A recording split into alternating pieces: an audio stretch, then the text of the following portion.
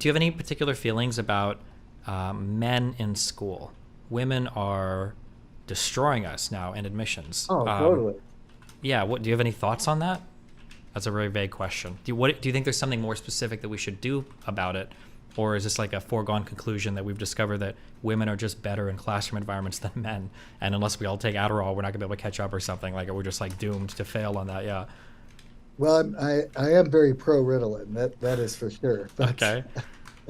Um, but I think the environment is set up for boys not to succeed, and it's gotten increasingly worse in that regard. What boys There are differences between boys and girls in this. I A long time ago I had seen something where if you looked at reading levels in public schools, the boys would be well behind the girls. But if you looked at homeschooled kids, you would not see that. Mm-hmm. And I think part of that, it's like, well, what books are you going to get these kids to read? The boys are going to be much more likely to want to read all the violent stuff Yeah. that might be deemed inappropriate.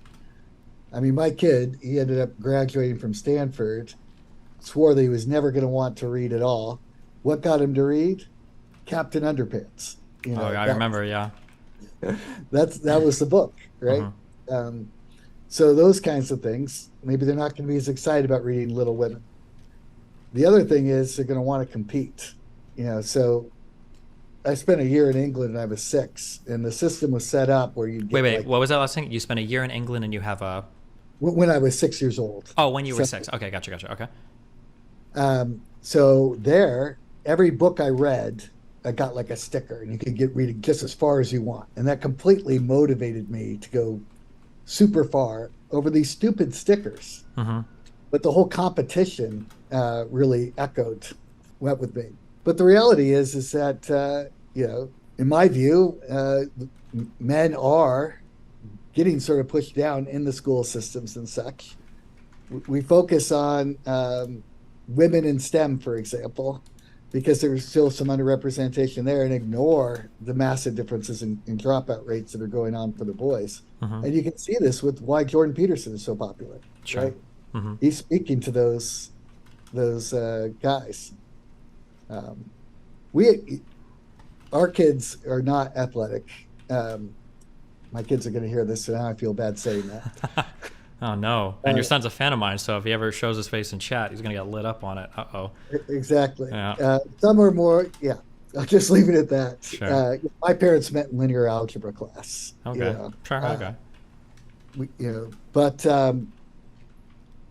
So they got into robotics, and we go to these robotics competitions, and they're trying to gear the robotics competitions away from competition, so you can advance to state with the teamwork award. Mm-hmm. And they had a raffle at the end for the girls only to win prizes, because they're trying to encourage women to go into the robotics. Mm-hmm.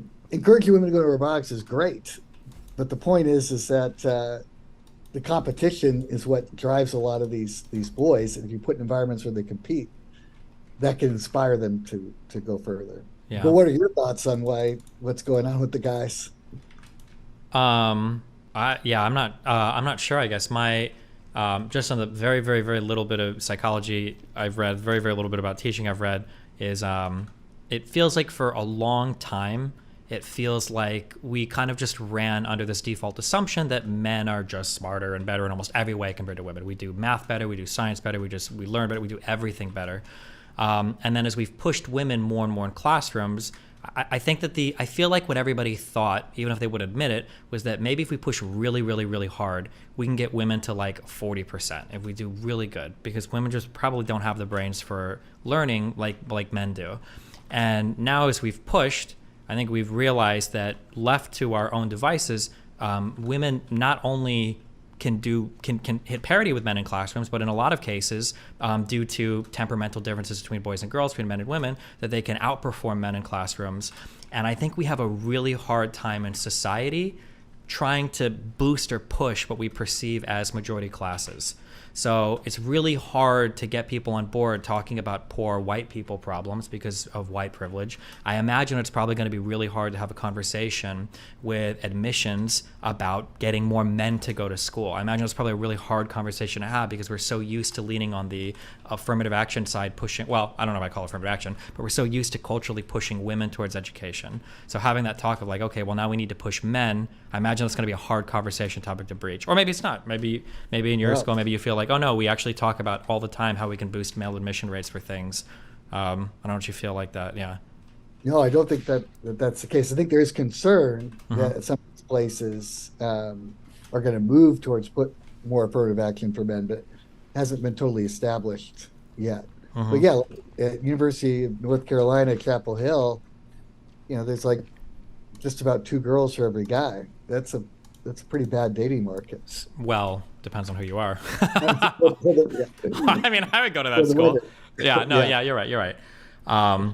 I think another thing that you brought up that was very interesting, and I think it's a question we all need to ask more, is having an indicator for success is really important, and we don't always know what that looks like, and we're keen to blame one problem until that other problem is fixed. For example, if we talk about, like, say, black crime, and we look at a lot of people like to look at the lens of black crime through our judicial system. Right? And they'll say, as long as black incarceration rates are higher than white incarceration rates, then the problem exists in the judicial system, and we need to fix it here. And there is a world where, unfortunately, the world we live in is, even if you fix all of those problems, that disparity is not going to go away, right? For a variety of other environmental reasons, for a variety of other reasons. And then I think when it comes to education, I think it's similar, where it's like, how do we know when we've had enough affirmative action? How do we know when, maybe culturally speaking, where the culture is, maybe the exact number of black, white, Asian, male, female, trans, maybe everybody's actually sorted themselves into college perfectly, and the only thing that would change how we sort them would be other cultural changes outside of college. But instead, we're going to use this very, very, very crude tool of admissions to try to rectify all of the perceived inequities of society until we've hit parity on every single person. And that's just an absurd concept. So that was a question posed to me by a conservative guy a long time ago. He's like, how do you know when affirmative action is done? Or how do you know when you've done enough and now you need to move on to something different? And I had no answer. I truly don't know how to answer that question. It's a good question. Because there's going to be a point where we've done enough for women and now they're good, and now it's time to turn back and focus on men. But then people will focus on, well, what about in STEM fields? Women haven't hit parity. Or more women go to med school than men, but they're not surgeons compared to men, right? There's always going to be like another thing that you can fight for. And, like you said, and I guess I feel like I'm very warm to the idea of negative externalities in economics, that anytime you use a crude tool to fix a problem, you're going to get all sorts of these rippling negative effects that'll happen outside of that particular solution. So even if you do fix that one thing, it's being MacGyvered up by 4 or 5 or 6 other things that are now in disarray as a result of that. Yeah. Well, and it's also weird that we always focus on these averages when it could be we would say we have an equal society when we have equal representation in every field, when the salaries are like massively different across fields. Why wouldn't we care about the overall level of inequality? Sure. Well, why do we focus in specifically on those particular aspects? Yeah. I don't like, I would consider myself a progressive. I think I would. Okay. I fight with them a lot, but I'm pretty sure I would consider myself a progressive. But figuring out exactly what our goals are and exactly what tools we should use is, it's just a very aggravating fight, because it's all, like I said, all of it is just philosophical conversations relating to ethics, and very little of it ever intersects with an actual data point. So then people just end up screaming at each other over what they feel is right, instead of what's actually, like effecting greater outcomes for the affected people, which is always frustrating. Same thing with things like rent control and other sorts of like economic policies in the U.S., where people think that if they just like focus really hard on one market thing and then they ignore everything else that happens, that they're going to actually like create better outcomes for people. And more often than not, that doesn't seem to be the case. Yeah.